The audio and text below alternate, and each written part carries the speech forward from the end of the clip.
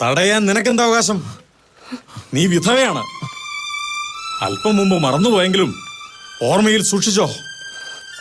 4 ചുവരുകൾക്കുള്ളിൽ നിലത്ത് വിരിച്ച പായിൽ ഭഗവാനെ ധ്യാനിച്ച് കഴിയാൻ മാത്രം വിധിക്കപ്പെട്ടവളാണ് നീ. അങ്ങനെ കഴിയുന്ന വിധവയെ സുമംഗലിയുടെ യോഗങ്ങൾ അനുഭവിപ്പിക്കാൻ പതുങ്ങിയെത്തുന്ന മാന്യന്മാർ മനകളിലുണ്ടെന്ന് എനിക്കറിയാം. ചെയ്ത തെറ്റിനെ ന്യായീകരിക്കണോ? അല്ല, അറിയില്ലെന്ന് നടിക്കുന്ന പരമാർത്ഥങ്ങൾ സൂചിപ്പിച്ചതേ ഉള്ളൂ. വിധവയുടെ വേദാന്തം കേൾക്കണ്ട എനിക്ക്. വിധവയും പെണ്ണല്ലേ, സ്വാമി വേദശാസ്ത്രങ്ങൾ അറിയുന്ന ആളല്ലേ. മനസ്സിലാവുന്നില്ലേ ഞാൻ പറയുന്നത്? മനസ്സിലാവുന്നുണ്ടടി ഇതിന്റെ സൂക്കേട്. കാണിച്ചു തരാം ഞാൻ.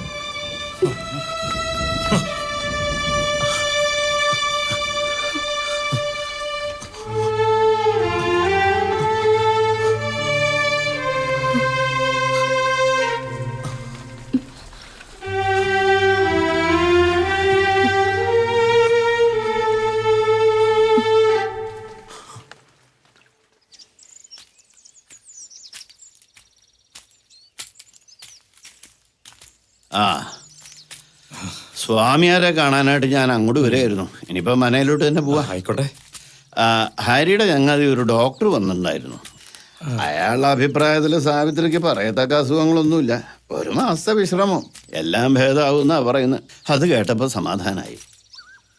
പിന്നെ ഹരിയും ശ്രീജയും കൂടെ ഡോക്ടറോടൊപ്പം കൽക്കട്ടയ്ക്ക് തിരിച്ചു പോയി. ലീവ് തീരില്ല അത്രേ. സ്വാമി അന്വേഷിച്ചിരുന്നു. യാത്ര പറയാനാവും. എന്തായാലും അവര് പോയി. എല്ലാരും പോട്ടെ, അത് തന്നെയാ നല്ലത്. ഹരി പോകുന്നതിൽ സ്വാമിക്ക് എന്താ എത്ര പ്രയാസം? പൂജ കഴിഞ്ഞാൽ എല്ലാവരും പോണം. പക്ഷെ തിരിച്ചു പോകുമ്പോ മനസ്സിലൊരു ഭാരം പേറി പോകണ്ടേന്ന് ഓർക്കുമ്പോ എന്താ സ്വാമിക്ക് എന്നോട് പറയാനുള്ളത്?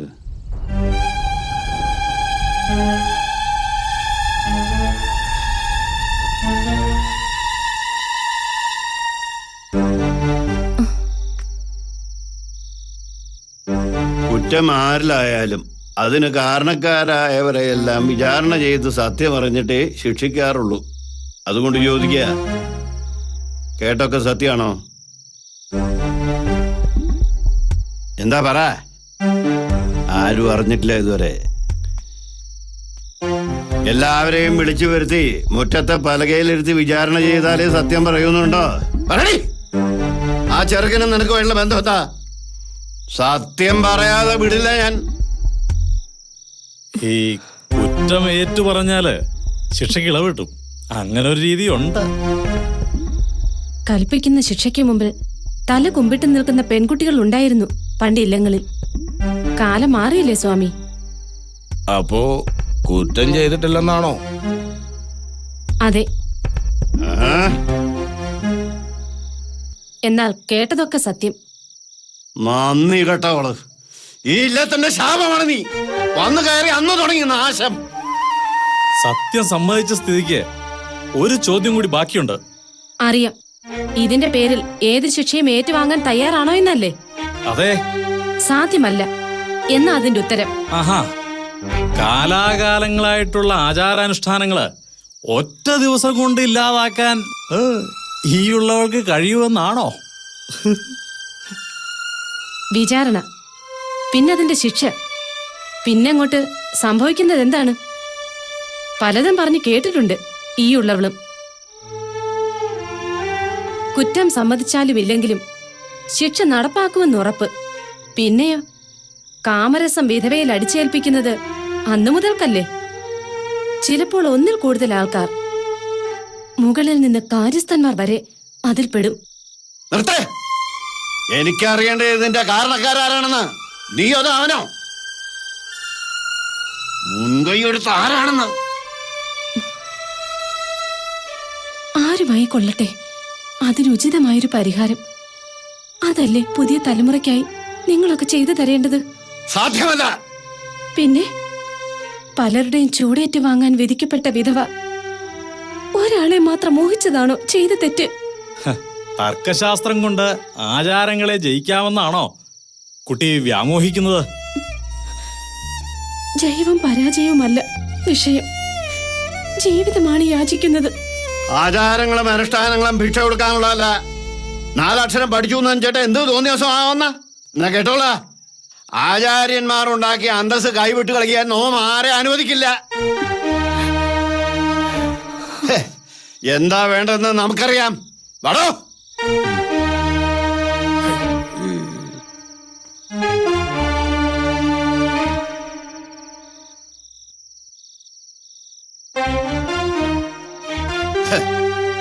തെറ്റ് ചെയ്യുന്നവരെ മുക്കാലി കെട്ടിയിട്ട് തല്ല് മാത്രമല്ല കൊല്ലുന്ന പാരമ്പര്യം ഇല്ലങ്ങളിലുണ്ട്. പക്ഷെ ഈ ഇല്ലത്തിന് അങ്ങനെ ഒരു ഗതികേട് ഉണ്ടായിട്ടില്ല. ഇനിയിപ്പോ അങ്ങനെ ഒരു വിധി നമ്മുടെ ജാതകത്തിൽ ഉണ്ടെങ്കിൽ അത് നടത്തിയേ പറ്റൂ. തിരുമേനി, അതേടോ, ഈ ഇല്ലത്ത് വന്ന് നെറുകേട് കാണിച്ച ഒരുത്തനും ജീവനോടെ മടക്കാൻ പാടില്ല. കൊത്തി നുറുക്കി കൊല്ലാനുള്ള പക എന്റെ മനസ്സിലുണ്ട് തിരുമേനി. എന്നാ ഒരുങ്ങിക്കോ ചില ഗുരുതികൾക്ക് കളമൊരുക്കാൻ.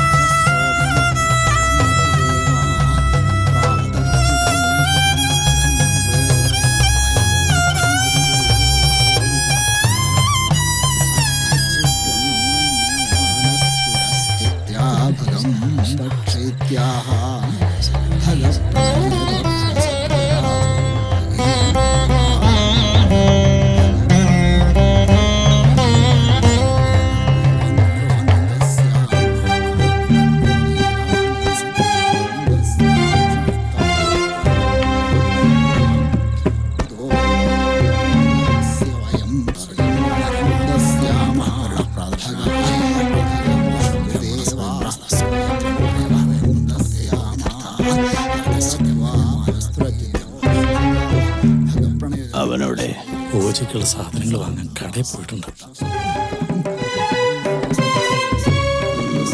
അത് നന്നായി. സ്വാമി ഇവിടുത്തെ കാര്യങ്ങൾ നോക്കിക്കോ, ബാക്കിയെല്ലാം ഞാൻ നോക്കിയോളാം.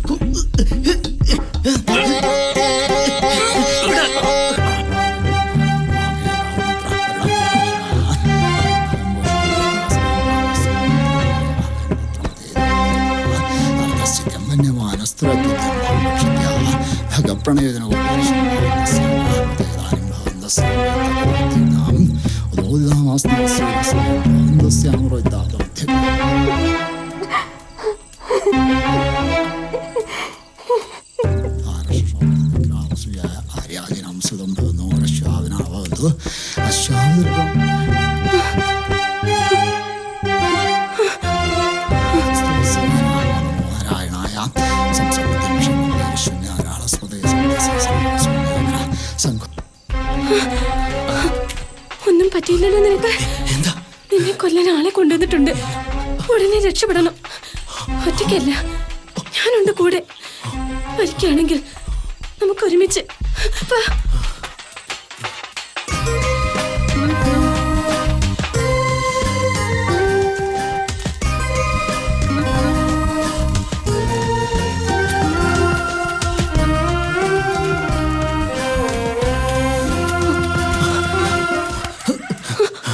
ഈ നേരത്തെ നിങ്ങൾ എങ്ങോട്ടാ? ഞങ്ങളെ രക്ഷിക്കണം. രണ്ടാളും കൂടി ഒളിച്ചോടുകയാണോ? അനിയൻ നമ്പൂതിരിയെ നിഷേധിച്ച് സമാധാനത്തോടെ ജീവിക്കാൻ പറ്റുമോ രണ്ടുപേർക്കും? ജീവിക്കണം നമുക്ക്. ഈ കഴുത്തിലൊരു താലി കെട്ടിക്കൂടെ? ഇനിയെങ്കിലും ജീവിക്കാൻ അനുവദിക്കാത്ത ഇവറ്റകൾക്ക് കാണിച്ചു കൊടുക്കണം. അതിനു വേണ്ടിയെങ്കിലും.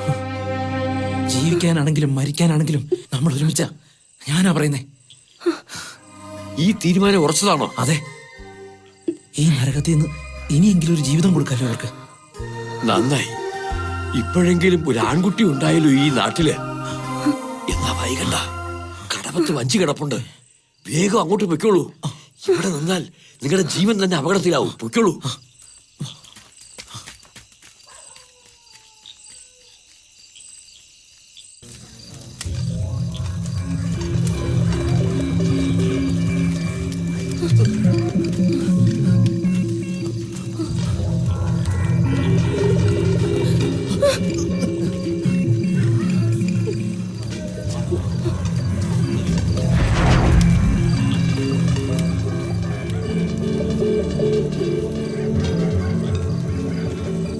എന്താ നിങ്ങൾക്ക് വേണ്ടത്?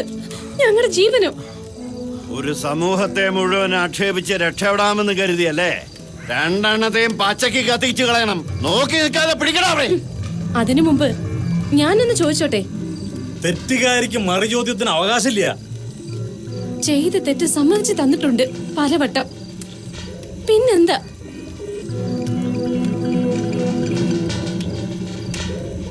ഞാൻ ഒരാളെ സ്നേഹിച്ചു. അതൊരു തെറ്റാണെന്ന് ഞാൻ ഇപ്പോഴും വിശ്വസിച്ചിട്ടില്ല. സ്ത്രീ പുരുഷനെ അല്ലാതെ മറ്റാരെയാണ് ആശ്രയിക്കേണ്ടത്? അതിനിവിടെ നിയമങ്ങളുണ്ട്, ആചാര രീതികളുണ്ട്. അത് തെറ്റിച്ച അതിന്റെ പേരാ വ്യഭിചാരം. ആ പേര് പറഞ്ഞതും പഠിപ്പിച്ചതും നിങ്ങളെ പോലുള്ള ആചാര്യന്മാർ തന്നെയല്ലേ? കൊള്ളാം, പരസ്ത്രീകളെ പ്രാപിക്കാൻ പരവേശമെടുത്ത് പാഞ്ഞവർ. പുരുഷനെ മാത്രം പറഞ്ഞിട്ട് കാര്യമില്ല. ഇതുപോലുള്ളവരെ ഈശ്വരൻ സൃഷ്ടിച്ചാൽ പിന്നെ എങ്ങനെ പ്രലോഭിക്കാതിരിക്കും? ഇവളോട് തർക്കിച്ച് നിൽക്കാതെ പിടിച്ചു കെട്ടി തീ കൊളുത്തടാ രണ്ടിനെയും. കേൾക്കണം, ഇനി എല്ലാവരും കേൾക്കണം. സ്ത്രീ വിധവയാകുന്നത് അവളുടെ കുറ്റം കൊണ്ടല്ല. എന്നിട്ടും നികൃഷ്ടമായ ആചാര രീതികൾ അടിച്ചേൽപ്പിക്കുന്നു. ഒരായുസ് മുഴുവൻ വിധവ വേദന തിന്ന് ജീവിക്കുന്നു. അവളുടെ വേദന അറിയാൻ ഈ പറഞ്ഞ ആചാര്യന്മാർ ആരെങ്കിലും ശ്രമിച്ചിട്ടുണ്ടോ? സത്യത്തിൽ അവരല്ലേ യഥാർത്ഥ കുറ്റക്കാർ? ബാലി വധിക്കപ്പെട്ടപ്പോൾ വിധവയായ താരയെ സുഗ്രീവൻ സ്വന്തമാക്കിയത് ഭഗവാന്റെ സഹായത്തോടെ തന്നെയല്ലേ? അന്നും ഈ ആചാരങ്ങളും നിയമങ്ങളും നിലകൊണ്ടിരുന്നു. പിന്നെന്തിനാ ഈ പരാക്രമം? നിർത്തണേ. എത്ര പ്രസംഗിച്ചാലും ചെയ്ത തെറ്റുകൾക്ക് മറ തീർക്കാനാവില്ല നിന്റെ ഈ വാക്കുകൾക്ക്. ഞങ്ങൾ അതിനെ അനുവദിക്കില്ല. മറയിക്കണ്ട. അച്ഛന് ഇനി എന്താ എന്നോട് പറയാനുള്ളത്? മകന്റെ ജാതകത്തിലെ മരണയോഗം മറച്ചുവെച്ച് ഈ വൈദവി എന്നിൽ അടിച്ചേൽപ്പിച്ചത് അച്ഛനല്ലേ? പൊരുത്തം നോക്കാൻ വെച്ചത് കള്ള ജാതകമായിരുന്നില്ലേ? ഞാനെങ്ങനെ അറിഞ്ഞുവെന്നാവും. ജാതകത്തിലെ മരണയോഗത്തെ പറ്റി സങ്കടത്തോടെ പറഞ്ഞത് മറ്റാരുമല്ല, നിങ്ങളുടെ മകൻ തന്നെയെ. ആദ്യ രാത്രിയിൽ ഒരു പെണ്ണ് കേൾക്കാൻ പാടില്ലാത്തത് കേട്ടു. ഇനി പറ, മരിക്കുമെന്നറിഞ്ഞിട്ടും മകനെ വേലി കഴിപ്പിച്ചത് എന്തിനാ? വിധവയെ അകത്തളത്തിൽ തളയ്ക്കണമെന്ന നിർബന്ധം എന്തിനാ? പേരുകെട്ട മനയ്ക്കൽ തറവാട്ടിലെ തമ്പുരാനല്ലേ? എന്തേ ഉത്തരവില്ലേ? അറിയാമെങ്കിൽ സ്വാമിക്കും പറയാം.